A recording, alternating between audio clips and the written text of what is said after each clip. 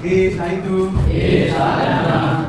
Aku qawlan ketika. A'udzubillahi minasyaitonirrajim. Bismillahirrahmanirrahim. Raditu billahi rabban wa bil islami dinan wa bi Muhammadin nabiyyan wa rasula. Rabbi zidni ilma warzuqni fahma. Amin ya rabbal alamin. Assalamualaikum warahmatullahi wabarakatuh. Waalaikumsalam warahmatullahi wabarakatuh. Sebelum kita mulai belajar pelajaran dulu ya. Ahmad Mustazir ada.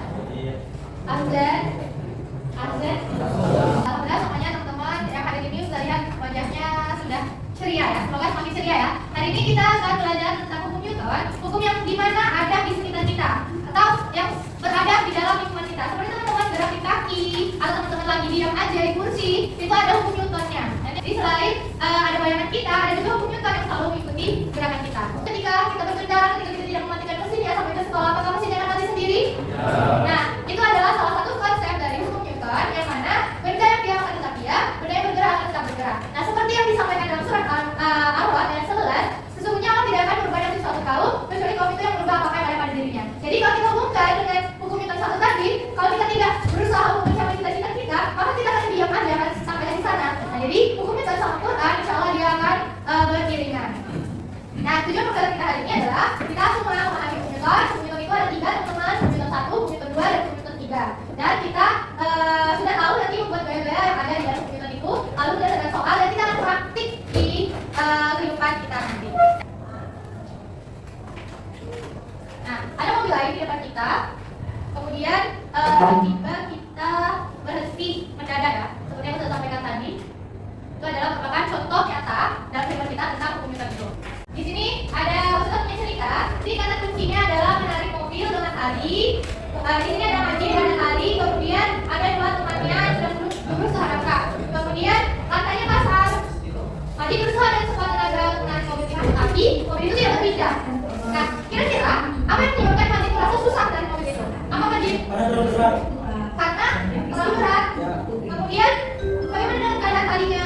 Tadinya putus lah. Talinya putus karena masanya terlalu berat. Oke, ketika mobil itu terdorong keluar, itu ibaratnya ada gaya yang menariknya.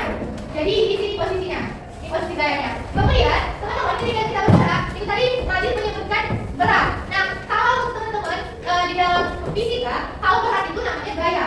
Ini, si W ini adalah berat atau gaya berat. Gaya berat itu ada rumusnya, massa dikali dengan gravitasi. Gravitasi itu nilainya adalah 9,8 atau 10. Nah, untuk pembelajaran kita pakai 9,8 aja ya. Kecuali nanti kalau misalnya ada di soal yang memang dia tuliskan gravitasinya 10. Kemudian ada hukum 2 Newton yang tadi dijelaskan oleh yang tadi kita kali tambah. Ingat di sini tadi, walaupun sudah memberikan gaya sebanyak apapun, kalau gaya gesernya besar atau lantainya kasar, maka tidak akan berpindah. Benda itu malah kita yang berpindah. Makanya tadi Majid nggak bisa untuk memindahkan benda. Bagaimana dengan tali? Tali di sana akan putus karena masanya lebih besar. Ketika sudah diberikan tekanan, maka sudah full roketnya lagi tekanan di dalamnya, maka akan ada reaksi dari roket itu. Reaksi dari roket itu bernilainya negatif. Nah, jadi hukum 3 Newton ini biasanya disebut dengan hukum aksi reaksi. Kalau gaya-gaya di dalam kehidupan kita itu ada gaya berat. Yang di mana tadi gaya beratnya arahnya kemana? Bawah. Kemudian ada gaya lemah, arahnya kemana? Kanan. Kemudian ada tegangan tali yang Majid tadi ya. Tegangan tali itu T ya teman, karena ada tali. Kalau gaya biasa itu F. Nah, kemudian ada gaya biasa statis sama kinetis. Ya, kemudian ada F, yes. Kalau yang statis, maka kita tambahkan aja, nggak usah pakai FG ya, FG aja. FGS ini untuk statis, kinetis itu FGK. Kapan dia statis, kapan dia kinetis? Kalau dia statis itu ketika dia di data yang licin. Kinetis itu ketika di data yang kasar. Kita akan mencoba untuk mempraktikkan yang saya jelaskan tadi. Maka teman-teman tuliskan dulu di sana. Kemudian buat perhitungannya sesuai dengan rumus yang sudah berikan tadi. Dan kesimpulan itu hukum Newton berapa yang ada di dalam peristiwa itu. Coba dikerjakan dulu, nanti baru sudah ajarkan yang berikutnya.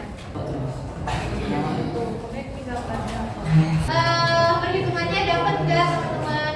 Jadi teman-teman, karena fisika ini sangat dekat sekali dengan kehidupan kita, maka apapun yang ada di kehidupan kita pasti ada fisikanya. Kalau secara manual teman-teman sudah menghitungkan. Nah, kita hari ini mencoba membandingkan hasil yang kita dapatkan itu dengan bantuan KA atau AI. Nah, silakan ketikkan di Google, ketikkan ChatGPT bagi menggunakan HP. Jadi kita harus kasih perintah atau prompt yang baik juga. Nah, oke katanya, bayangin aku lagi duduk di kelas siswa SMA, lagi belajar fisika dan hukum Newton, ya bilang gitu kan. Untuk memvalidasi pemahaman hukum Newton saya. Kalau belajar menggunakan teknologi buat menggunakan mesin, kita tuh harus membuatnya dengan lengkap. Kalau tadi kita kan membuatnya hanya setengah-setengah atau membuat gambar doang, buat gambar pasti otomatis gambar yang stabil itu tidak sesuai dengan keinginan kita. Nah sekarang coba teman-teman bantu menuliskan sesuai dengan prompt ini. Tolong bantu saya buat ilustrasi seorang siswa mendorong meja berat. Nah tunjukkan arah gaya dan hukum Newton sesuai dengan perintah yang mau kita hasilkan di KPI tadi ya. Google Colab. Yang kita udah masukin perintah, jadi dengan kode, salin kodenya ke Google Colab. Baru kita mau mulai codingnya. Sekarang kita run time atau jalankan kodenya. Tinggal teman-teman klik bagian sini, saya bersama. Biarkan dia kerja, nanti kita kerja, nanti kita lihat apa hasilnya. Nah sekarang coba salin yang teman-teman lakukan ini di bagian belakang, di bagian kesimpulan ini, nanti bandingkan dengan hasil yang kalian dapatkan. Sekarang teman-teman lakukan untuk kasus 2 sama kasus 3, jadi sampai dapat semua. Dan nanti kita bandingkan hasil dari mesin teman kita. Nah karena kita minta tadi ilustrasi itu kan bentuknya gambar, makanya di sini ada katanya fit atau figur ya, atau foto. Kemudian dia minta buat atau support, jadi gambar itu ada size-nya.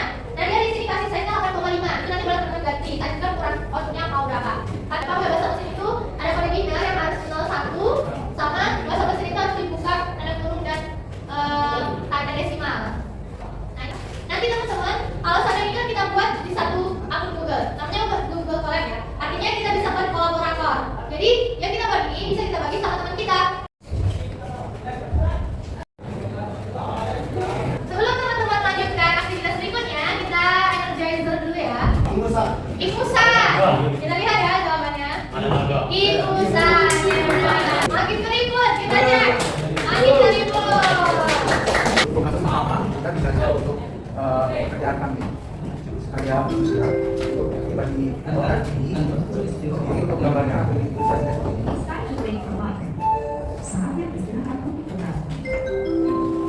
Kemudian ada daya beratnya di sini dan daya tariknya. Diperoleh untuk daya tariknya sendiri itu ada 40 Newton dan beratnya itu 98. Ini untuk kasus pertama. Untuk dari saya sendiri atau Google Colab Lab itu hampir sama gambarnya dengan hasil yang kami dapatkan.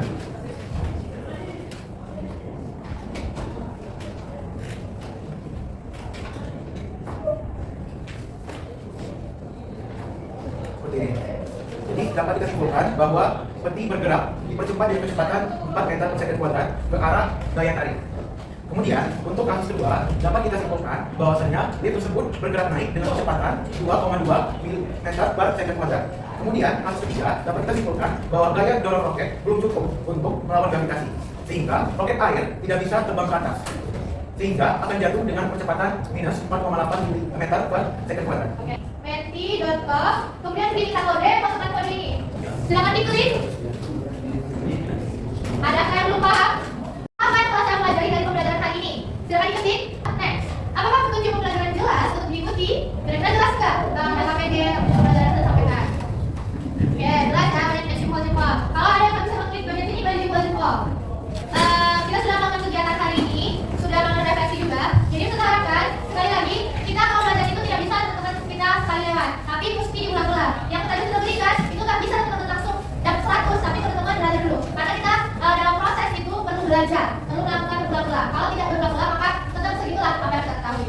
Oke, terakhir, untuk ucapkan terima kasih. Semoga saya dapat berdoa.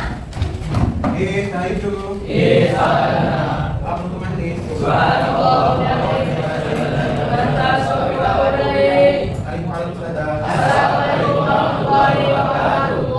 warahmatullahi wabarakatuh. KPD silakan dikumpul.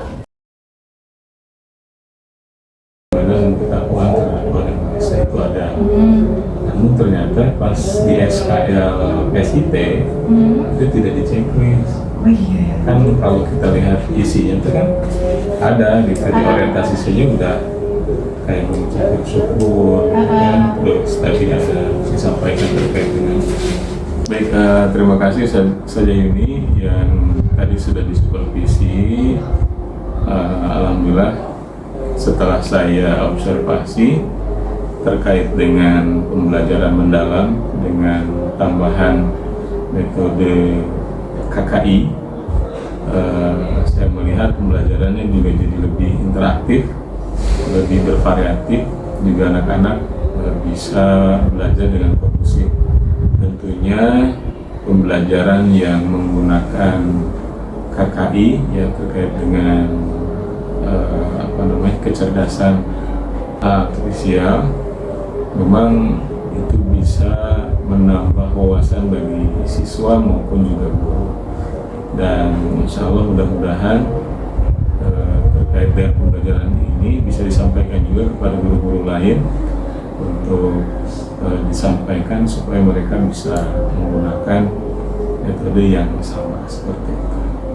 Tetap semangat dan terus menjadi guru yang terbaik.